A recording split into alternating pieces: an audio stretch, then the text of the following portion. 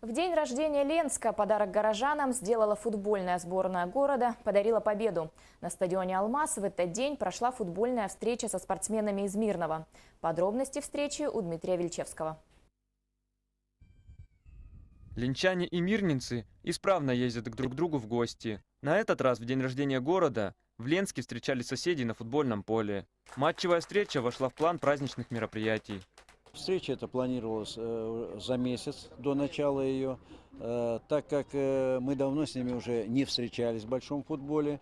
Инициатива была капитана команды Владимира Юшинова, который вел переговоры, и мы договорились, что в день города именно мы примем команду города Мирного.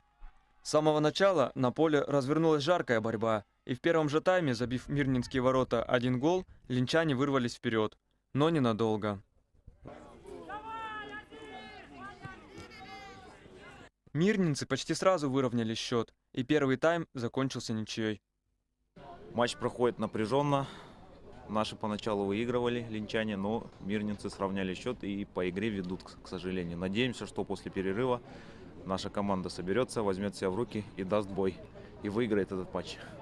В руки ленчане себя взяли. Во втором тайме хозяева поля начали проявлять себя куда активнее. Предпринимали больше атак в отношении ворот соперников. Но ни одна команда не хотела сдавать своих позиций в течение всего матча. Ну что для футболиста напряженная борьба, то для зрителя еще больше интерес. Болельщики наблюдали прекрасную игру спортсменов.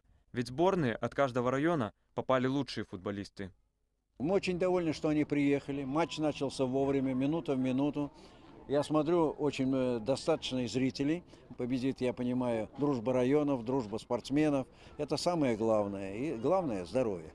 В результате встречи мирнинская сборная все же уступила Ленской. Игра закончилась счетом 3-1. Своей победой команда сделала подарок всем ленчанам в день рождения города.